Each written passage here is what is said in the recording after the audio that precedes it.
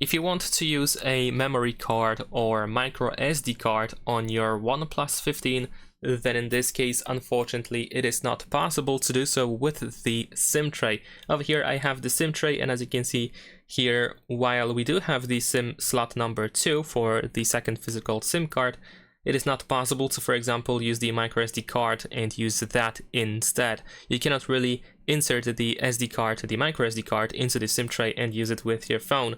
So if you desperately need to use the memory card, then in that case you have to use a memory card reader. I know it is definitely inconvenient to use. It is not a real solution to the problem, but it is an alternative that might be helpful in certain situations. Of course, there are smaller memory card readers with just the microSD card slot, but if you manage to get one, of course you can just connect it to the phone, and then you can access the microSD card storage and you can transfer files whenever you need to.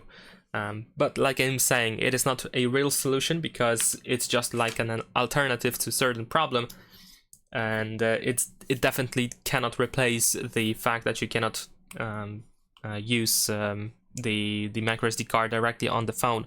So this should be used, I mean the microSD card reader should be used only in situations when you just want to transfer files from one storage to another.